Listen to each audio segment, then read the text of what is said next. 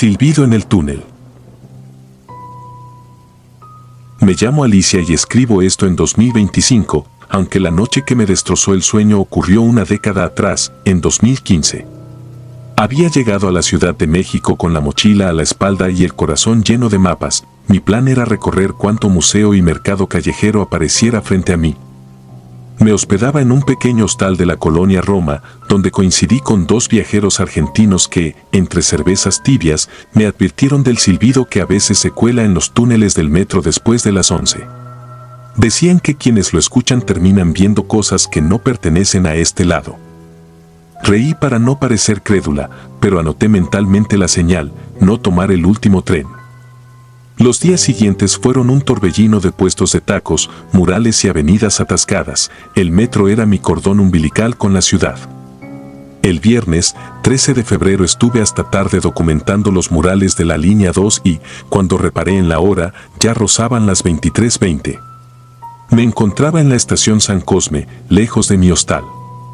Recordé la advertencia, aunque el andén lucía ordinario, focos parpadeantes, el eco metálico de una escoba de limpieza y un puñado de pasajeros que bostezaban contra los muros anaranjados.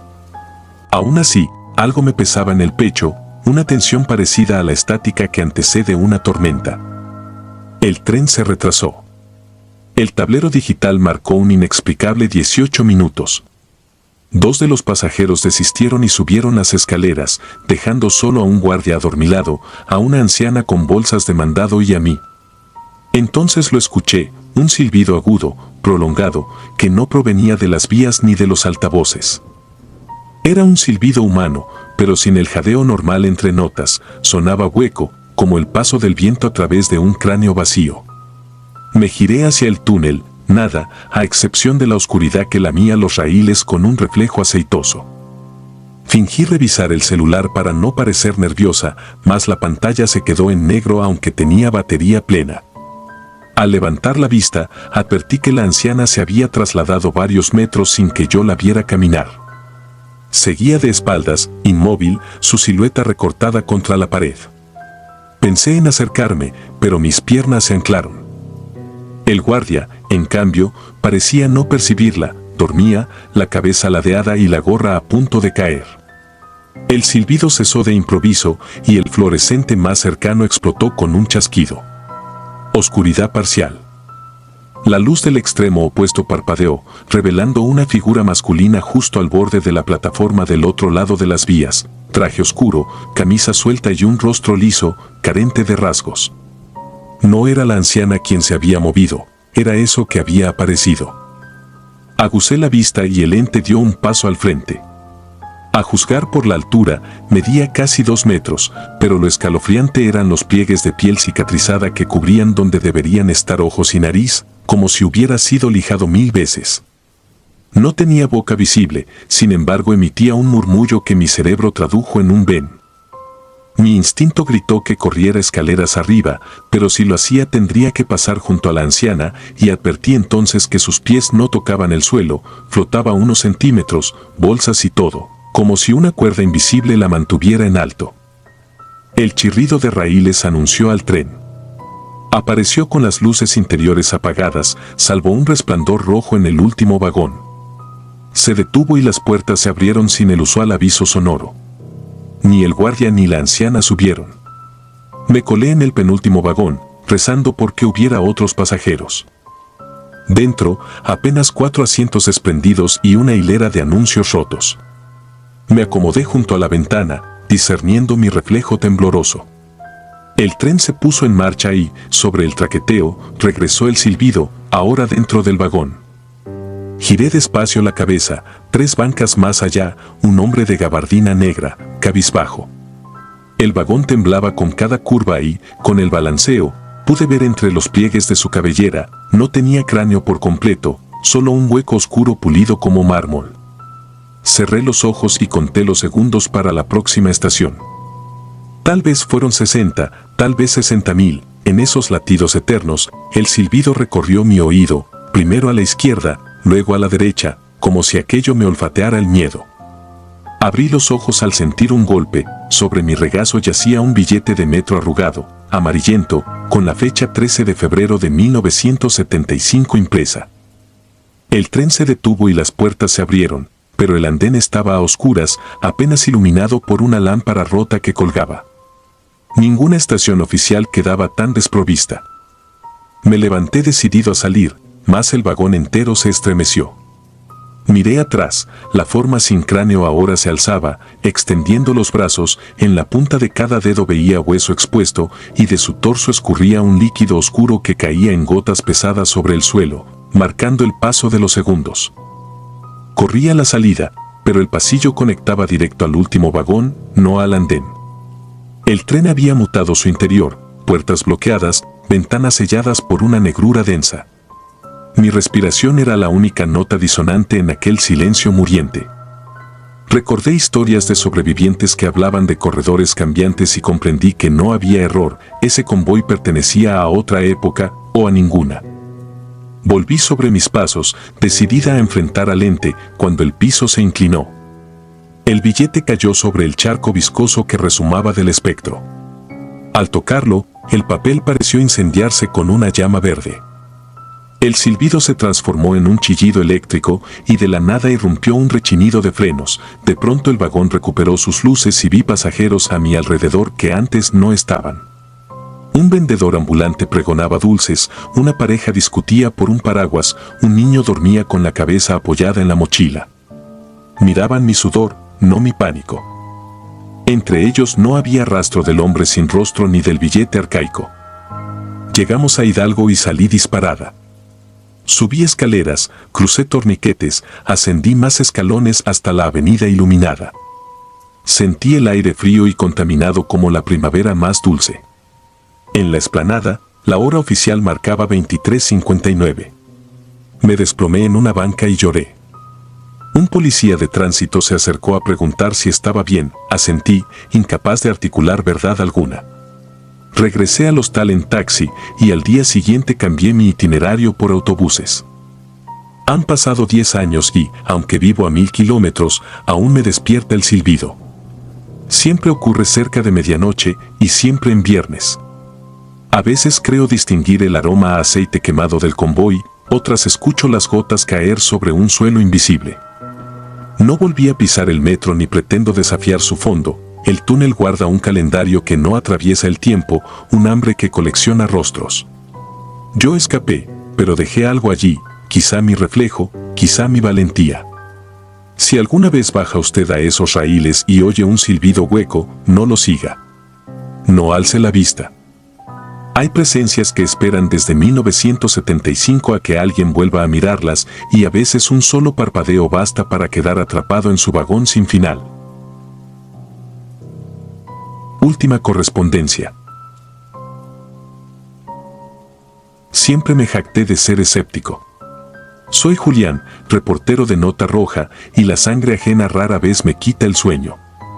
Pero lo que viví la madrugada del 15 de septiembre de 2018 en la línea 2 del metro capitalino me persigue a cada zumbido de ruedas sobre rieles. Hoy confieso lo vivido con el único propósito de vaciar este peso que no me deja dormir. Aquel viernes trabajé hasta tarde en la redacción del Centinela. Salí cerca de las 0:20 horas con la laptop colgada al hombro y un café rancio en el estómago.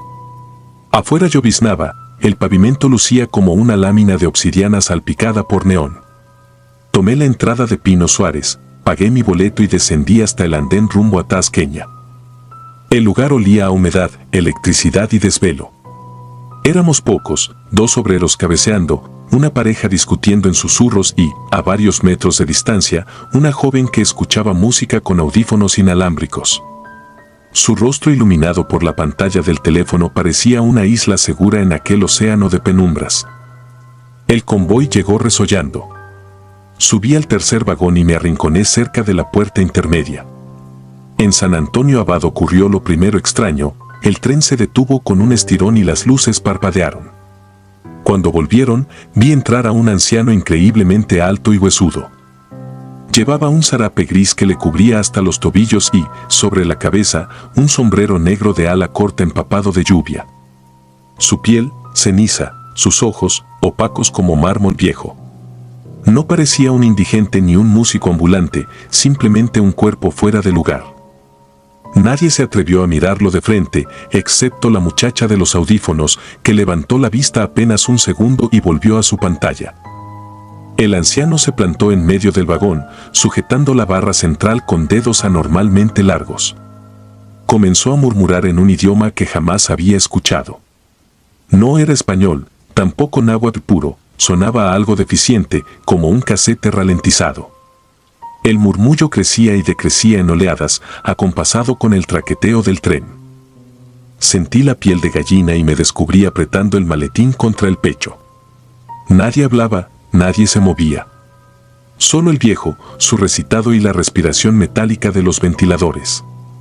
Chabacano apareció al otro lado de las ventanas, destellante bajo los fluorescentes verdes. Al abrirse las puertas, apenas subieron 3 pasajeros desvelados. El anciano no se movió un milímetro. Luego alzó la mano derecha, la piel cuarteada, uñas amarillentas, y la extendió hacia la chica de los audífonos, como si midiera la distancia. Ella frunció el ceño y se quitó el auricular izquierdo. Fue la única vez que lo escuchamos con claridad. Tlatequitl, siseó, arrastrando la L final hasta convertirla en un silbido. La palabra quedó suspendida en el aire, más fría que el aliento de octubre. La chica guardó el teléfono, se aferró a su mochila y se apartó 2 pasos. No dijo nada, no había nada que decir. Entre Viaducto y Chola las luces fallaron otra vez, pero por un instante más largo. En la oscuridad, sentí que el vagón se encogía. Cuando el tubo neón volvió a chispear, el viejo seguía donde mismo, aunque juraría que su zarape se agitaba sin viento. El murmullo regresó, ahora acompañándose de un crujir metálico en las paredes, como uñas arañando desde el otro lado del aluminio. Empecé a sudar. 7 años cubriendo escenas de crimen y jamás había temblado así. Bajé en ermita. El reloj marcaba las 0:46 horas. Salí al pasillo elevado y subí las escaleras rumbo a la calzada de Tlalpan. Necesitaba aire que no oliera a óxido. Para mi sorpresa, la muchacha también descendió. Caminaba rápido, cabeza gacha, sin mirar atrás.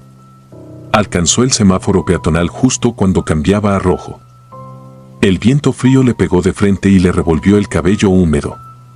Yo me quedé en la banqueta, moviendo el pie al ritmo de mi taquicardia, incapaz de gritarle que esperara el siga. Entonces lo vi. Del otro lado de la calle, bajo la marquesina de un local cerrado, el anciano observaba. La penumbra lo envolvía como si fuera parte de ella. No recuerdo haberlo visto bajar del tren ni adelantarme, pero allí estaba. Su figura era un manchón de hollín en la noche, excepto por los ojos, que parecían fósforos recién soplados. Levantó otra vez la mano, tan lento que me dolieron las articulaciones con solo imaginar su rigidez. En ese instante el motor de un sedán blanco aulló detrás de mí. Giré la cabeza, el auto zigzagueaba como si no existieran carriles, acelerado a fondo. Ana claxon ni frenos, solo el rugido del metal devorando metros de asfalto mojado. El impacto contra la muchacha fue un golpe seco, sin derrape. Su cuerpo voló unos 3 metros y aterrizó como una marioneta sin hilos. El conductor jamás frenó ni miró por el retrovisor, se perdió bajo el puente de Tasqueña como si lo engullera la tierra. Corrí hasta ella. Tenía los ojos abiertos, una pupila dilatada cubriendo casi todo el iris. Su pecho no subía ni bajaba. La gente comenzó a agruparse, un par de voces llamaron a emergencias, pero el coro sonaba lejano, como detrás de un vidrio grueso. Yo miraba al otro lado de la calle, el anciano ya no estaba. En su lugar, un charco crecía entre las losetas, parecía sombra licuada pero, cuando parpadeé, había desaparecido también. La patrulla llegó en 7 minutos. Declaré lo que vimos, un conductor ebrio, una víctima inocente, un accidente. Omití al anciano y su palabra imposible, hubiese sonado a embuste. Al volver a casa, escribí el reporte para el periódico, pero borré el archivo al terminar. Nada de lo que tecleé sonaba verosímil ni, peor aún, útil. Nadie atrapó al asesino, tampoco hubo cámaras funcionales. La nota quedó sin publicar, y yo comencé a soñar con la palabra Tlatequitl. Busqué su significado hasta en bibliotecas de antropología. Lo más cercano que hallé fue Tlatecatl, término náhuatl relacionado con tributo humano. La espina se me clavó más hondo: tributo, deuda, ofrenda. Desde entonces viajo en taxi cuando cae la noche, aunque me deje en números rojos. Pese a todo, a veces uso el metro por la mañana y, sin falta, en la penumbra del túnel escucho un murmullo rasposo filtrarse por los altavoces. Nadie más parece notarlo, pero yo sé que está ahí, reptando por las paredes, buscando otra correspondencia. Anoche, mientras el tren frenaba en Tasqueña, el cristal de la puerta dejó ver mi reflejo y algo detrás, el ala de un sombrero negro, inmóvil, esperando. Cerré los ojos. Podía sentir su aliento antiguo rozar mi nuca, deletreando la misma sílaba que le robó la vida a aquella muchacha. Cuando los abrí, solo quedaba mi cara, pálida, drenada, y el túnel oscuro. No sé si algún lector llegará hasta aquí. Tal vez crean que enloquecí con tanta nota roja, que confundí insomnio con realidad. Ojalá tuvieran razón. Yo, sin embargo, escribo esta confesión antes de tomar un nuevo turno nocturno. Si alguna vez viajan solos en la última correspondencia y escuchan una palabra gutural que se engancha al oído como garrapata, no volteen a buscar su origen. Aprieten los puños, recen lo que sepan y bajen en la siguiente estación, aunque no sea la suya. A veces, retornar a la superficie es el único modo de no quedar atrapado en la deuda que reclama lo que circula bajo nuestros pies. Porque en el metro de la Ciudad de México los túneles no solo transportan viajeros, también arrastran antiguas voluntades que jamás abandonan la oscuridad. Y, cuando les llega el turno de cobrar, lo hacen con una precisión fría, infalible. Como rieles que no se cansan de vibrar, siguen esperando que alguien cruce la línea exacta donde se paga la última correspondencia. Latidos bajo el túnel. Mi nombre es Mara y todavía me estremezco cuando escucho el chirrido metálico del metro de la Ciudad de México. Era marzo de 2023. Trabajaba como auxiliar de limpieza en un hospital del centro y mi turno terminaba a las 23:15, justo cuando casi todas las líneas se vacían. Aquella noche tomé la línea 3 en el andén de Hospital General, rumbo a Indios Verdes. Conocía de memoria los anuncios grabados, el olor a ozono y grasa, el murmullo constante de los ventiladores viejos. Pero, esa vez, algo se coló entre los sonidos habituales, un crujido húmedo que no supe identificar. En el vagón solo viajaban 5 personas más, un estudiante con audífonos, una pareja somnolienta y un señor de traje que dormía abrazado a su portafolio. Yo me senté cerca de la puerta intermedia, aferrada al bolso. Entonces la vi. Era una mujer de unos 40 años, delgada, vendajes grisáceos envolvían sus manos. Cargaba un costal de yute enorme, atado con un cordón verde. Lo apoyó en el piso con extremo cuidado y, al instante, se escapó un hedor dulzón, parecido al que sale de los refrigeradores industriales cuando fallan, humedad, carne rancia, algo podrido en el aire. El tren arrancó y las luces fluorescentes parpadearon. Noté que la mujer no parpadeaba, mantenía la mirada fija en el costal, como si le oyera responder. Entre estación y estación el olor se hacía más espeso. Entonces escuché un chasquido dentro del bulto, como si algo vivo rasgara la tela desde dentro. Cerré los ojos y conté respiraciones, intentando pensar que era mi imaginación. Cuando volví a mirar, ella desanudaba el cordón con dedos temblorosos. Con una suavidad casi maternal, extrajo un muñeco de trapo empapado, del tamaño de un recién nacido. El trapo goteaba un líquido oscuro que salpicó el piso. La mujer lo mecía, murmurando palabras ininteligibles. El olor se volvió insoportable, carne en descomposición, polvo viejo y un matiz químico parecido a formol. El señor de traje se levantó, dispuesto a cambiar de vagón en la siguiente estación. No llegó esa oportunidad. Entre Centro Médico y Etiopía el convoy se detuvo en pleno túnel, corte de energía, dijeron después. Luces fuera, solo la penumbra roja de emergencia. En ese silencio se oyó un maullido agudo, casi humano, proveniente del muñeco. El señor gritó, la pareja se abrazó, el estudiante se arrancó los audífonos, yo me quedé petrificada. La mujer colocó el muñeco en el asiento contiguo, se incorporó y, con una fuerza imposible, deslizó la puerta de servicio que comunica con el siguiente vagón. La abrió de par en par. El aire caliente de las profundidades agitó su cabello grasiento. Se giró hacia nosotros, sus ojos eran dos pozos secos, sin brillo. Sonrió. El muñeco gimió de nuevo, aunque no tenía boca. No sé por qué avancé un paso, tal vez instinto. El hedor me golpeó de lleno, mezcla de cloaca y formol. Ella susurró apenas, ya no late. Sin más, se dejó caer hacia la negrura. El golpe resonó hueco en las vías. El muñeco, abandonado, convulsionó un instante y quedó inmóvil. Regresó la energía. El tren avanzó lento hasta Etiopía. Al abrirse las puertas, entró una ráfaga de aire fresco y todos exhalamos aliviados. El alivio duró segundos. Un vigilante se acercó al notar el líquido negruzco en el piso. Activaron protocolo. Nos retuvieron mientras brigadistas recorrían el túnel con linternas y perros de búsqueda. Yo permanecí sentada, el muñeco inerte a mi lado, no podía tocarlo ni mirarlo, aunque sentía que me observaba. 40 minutos después regresaron, no había rastro de la mujer. Ni sangre, ni huesos, ni jirones de ropa en los cables. Revisaron las cámaras, se veía la puerta abrirse sola y algo cayendo, pero la silueta humana era un borrón translúcido, como si no perteneciera al video. Nos interrogaron hasta el amanecer en la oficina del metro. Inspeccionaron mis zapatos, mi bolso, mis manos. El muñeco fue guardado en una caja hermética, prometieron análisis. A mí me preguntaron por qué avancé hacia ella, solo repetía que había escuchado un latido tenue, un corazón atrapado en trapos.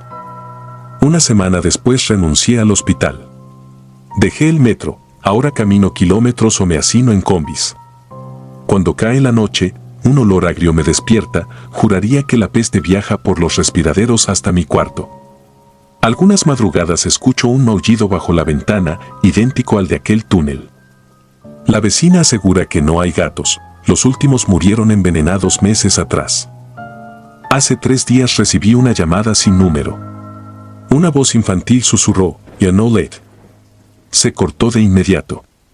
Desde entonces parpadeo lo mínimo, cada vez que cierro los ojos veo los suyos, secos y sin fondo.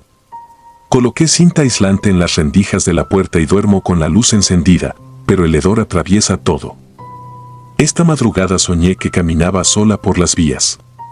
Al fondo, donde debería haber un tren, solo había un costal de yute. Latía como un tambor enfermo. Desperté empapada en sudor y con los pulmones llenos de esa peste.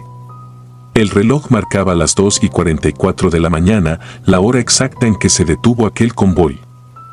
Escribo esto sin saber si lo publicaré. Tal vez alguien reconozca a la mujer del costal, tal vez alguien haya recibido la misma llamada. Si es así, no la busquen. El metro la reclama, igual que a su muñeco, igual que a mí cuando cierre los ojos por demasiado tiempo. Sonrisa hueca en la línea 9. Me llamo Rodrigo Gálvez, tengo 28 años y durante el invierno de 2023 trabajaba como supervisor de archivo en un juzgado del centro de la Ciudad de México. Salía a las 11:15 de la noche, cuando las calles quedaban casi desiertas y el frío se colaba por las rendijas del uniforme. Mi única ruta segura era la línea 9 del metro, desde Centro Médico hasta Pantitlán, un trayecto que ya conocía de memoria y que, hasta aquella madrugada, me parecía tan mundano como el timbre monótono del reloj checador. Bajé las escaleras mecánicas, escuché el graznido metálico de los aparatos viejos y sentí el olor a aceite quemado mezclado con humedad rancia. En la pantalla del andén parpadeaba el aviso de próximo tren en 01 min. Apenas había 4 personas dispersas, un estudiante con mochila rota, una pareja discutiendo en susurros y un hombre muy delgado recargado contra el mosaico naranja. Me pareció curioso que nadie hablara, el silencio se sentía espeso, como si empujara el aire hacia el suelo. El tren se detuvo con un chirrido áspero y las puertas se abrieron. Subí al penúltimo vagón porque casi siempre venía vacío. Elegí un asiento junto a la ventana, coloqué la mochila sobre mis rodillas y busqué los audífonos, solo para recordar que los había olvidado en el escritorio, junto a la impresora. Resoplé resignado y me dispuse a soportar el traqueteo que retumba en los huesos. El vagón olía a plástico viejo y electricidad caliente. Al arrancar, noté mi reflejo grisáceo en el cristal y detrás de él un par de luces fluorescentes que parpadeaban. Todo parecía normal hasta que algo se movió en el asiento opuesto, una figura pequeña, demasiado pequeña para ser un adulto, vistiendo un suéter azul desteñido. No pude ver su rostro, la cabeza estaba inclinada hacia el pecho, como si durmiera de pie. El detalle que me incomodó fue la rigidez de los brazos, colgaban a los costados con exacta simetría, como si los hubieran colgado de alfileres invisibles. Intenté convencerme de que era un niño cansado volviendo a casa, pero el andén anterior estaba prácticamente vacío. Cerré los ojos un instante para descansar la vista y conté mentalmente las estaciones: Lázaro Cárdenas, Chabacano, Jamaica, Mixiuca. Al abrirlos de nuevo, la figura había avanzado 2 asientos sin mover las piernas. No la vi desplazarse, simplemente apareció más cerca, todavía cabizbaja. Un escalofrío me recorrió la espalda. Volteé a buscar testigos, pero el vagón se había vaciado por completo. Ni siquiera escuchaba el murmullo lejano de otros pasajeros, hasta el rechinar de llantas parecía amortiguado. Saqué el teléfono, sin señal, y apreté la carcasa como si eso pudiera protegerme. Comencé a sudar a pesar del frío. El tren se balanceaba de un lado a otro y la iluminación fallaba con un zumbido intermitente. Entonces lo escuché. Un susurro raspado que se escurrió entre los asientos: no lo mires a los ojos. No supe de dónde provenía, ni siquiera estoy seguro de haberlo oído con los oídos. Quizá fue una frase incrustada directamente en el pensamiento. Me tapé la boca para no gritar. Fijé la vista en mis botas y recé porque el convoy llegara a la siguiente estación. Pero el tiempo pareció deshilacharse, el túnel era un pasillo interminable y las curvas habituales se sentían más cerradas, como si el tren diera vueltas sobre sí mismo en un círculo maligno. La figura volvió a moverse. La sentí a mi izquierda, tan cerca que un olor dulzón, rancio, comenzó a colarse en mi nariz, como algodón de azúcar fermentado. La pantalla interior marcaba todavía próxima estación, velódromo, aunque llevábamos más de 5 minutos avanzando. Me atreví a levantar la mirada apenas un segundo y la vi sentada a mi lado, tan erguida que parecía un maniquí.